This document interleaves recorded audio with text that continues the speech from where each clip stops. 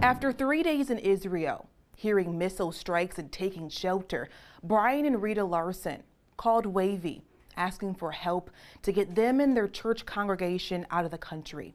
Within an hour of airing their story, a viewer called, saying he works for a group called American Kinetics and that they could help get them out.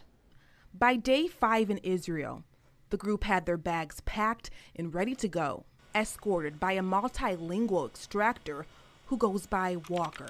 He's probably 6'3", former U.S. Army sniper, and he's also an IDF guy. He drove the route during the times that we had planned for them to drive. He did it the day before so we would know what the traffic patterns looked like. He drove multiple routes. In the event one was blocked, we would have a backup plan. He inspected their vehicles to make sure that they were roadworthy. We had a couple of contingency plans.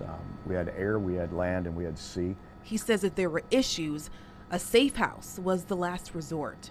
The Larsons say they contacted the U.S. government for help. They received an email saying the U.S. would help them get to the safest location, but it would cost them, and they first would have to sign a promissory note. Our government said, okay, we're going to fly you out, but you're going to have to pay for it.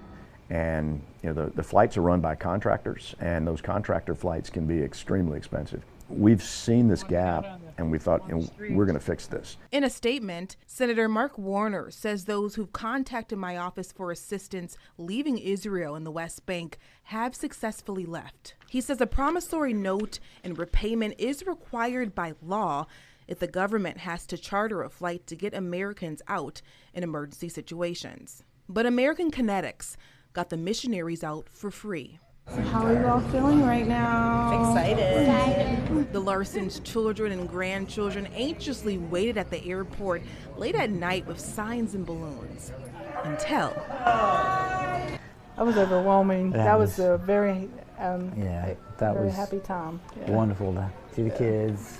A moment not taken for granted.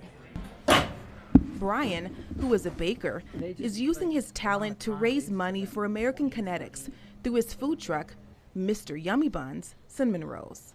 The Larsons say they'll forever think about the lives impacted by the war. It was really heartbreaking how many people were in fear and how many people you came across that had somebody that they had dramatically affected by what went on. When they pray, they ask for this. Peace, for healing, and for hearts to change. Hearts need to turn for this to really get fixed. I asked the Larsons if they would return to Israel once the war is over. They said things would really have to settle down, but they would love to go back to the country. I'm KaMaria Braye, 10 on your side.